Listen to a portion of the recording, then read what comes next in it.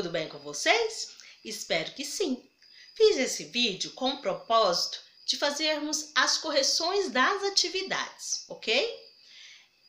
Atividades da página 23 e 24 da aula 1 da primeira semana de março, envolvendo os conteúdos sobre eletricidade. Bora fazer as correções? Então, na página 23, a primeira pergunta é: defina a tensão elétrica e indique seu símbolo e sua unidade no sistema internacional. Então, nós estudamos sobre as grandezas da corrente elétrica e a tensão elétrica é uma. Então, o que é a tensão elétrica? Ela está relacionada à capacidade de produzir corrente elétrica.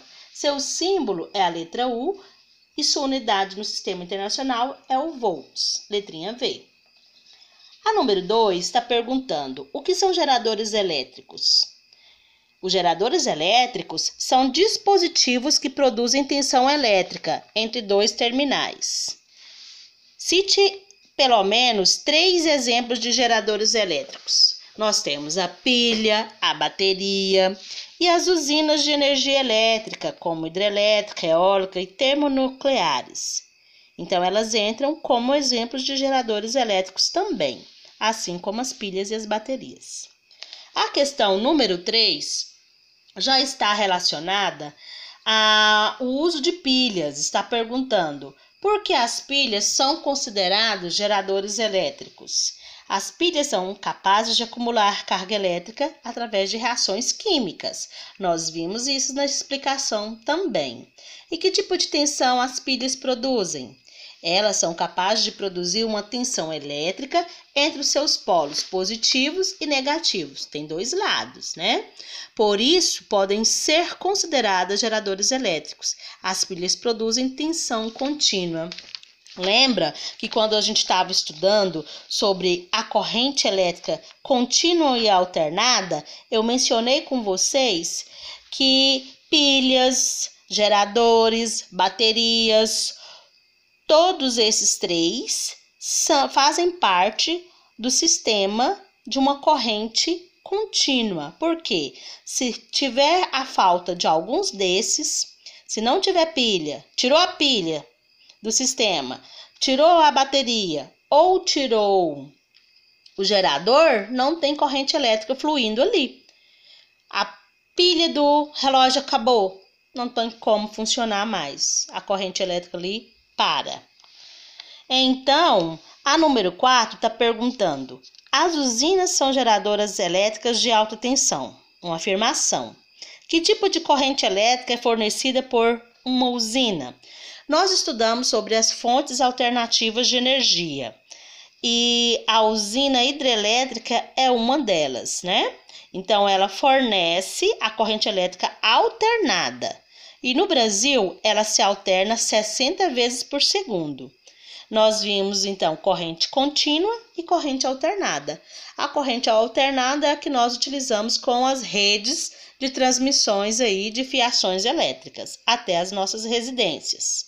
Vai sair de qualquer fonte alternativa de energia elétrica até as nossas residências com o uso das redes de fiações elétricas. Ela vai alternar até chegar na nossa casa, porque ela vai oscilar, ela vai sofrer oscilações, vai passar por transformações, por transformadores, até chegar nas tomadas das nossas residências, para oferecer aí a voltagem específica para os nossos eletroeletrônicos. A número 5 está perguntando: por que alguns controles remotos não funcionam quando a polaridade da pilha é invertida? Porque a pilha fornece corrente elétrica contínua para o controle remoto.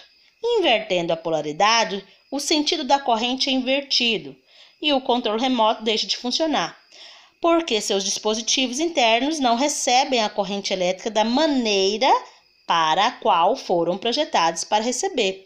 Por isso, quando você usa o controle remoto, coloca a pilha, encaixa a pilha. Por isso, quando você encaixa a pilha com os polos iguais, de valores iguais, negativo com negativo, positivo com positivo, não vai fluir corrente elétrica. Porque não vai ter força de atração, vai ter a repulsão. Então, eu preciso e é necessário colocar os polos invertidos. Se eu coloco a minha primeira pilha positivo e negativo, a minha segunda pilha tem que estar negativo e positivo, para ter aí a corrente elétrica, o movimento dos elétrons, ok? A número 6 está falando, por que os controles remotos indicam as posições dos polos das pilhas e os pinos dos carregadores de bateria de celular não fornecem essa informação? Porque os pinos dos carregadores de bateria de celular recebem corrente alternada. Esse tipo de corrente elétrica alterna constantemente os polos de tensão. Por isso, não faz diferença qual polo do pino do carregador está sendo colocado em uma tomada. Já nas pilhas tem a diferença, entenderam?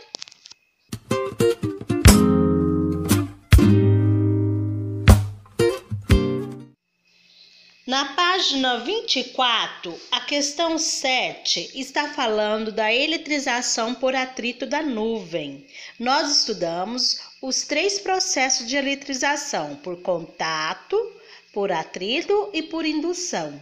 Então, a letra A está perguntando assim: investigue o funcionamento dos para-raios, explicando o material do qual são feitos, o formato mais apropriado para atrair as cargas elétricas e por que são instalados em cima das construções elevadas.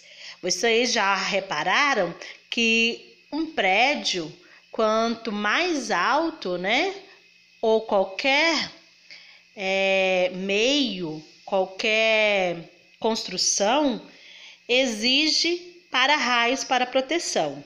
Por quê? Os para-raios são constituídos de materiais metálicos, em geral de cobre, aço ou alumínio. Devem ter formato pontiagudo, uma vez que nos metais as cargas se concentram nas pontas. É importante que sejam instalados nos pontos mais altos, visto que a corrente elétrica é estabelecida pela menor distância entre as nuvens e a superfície.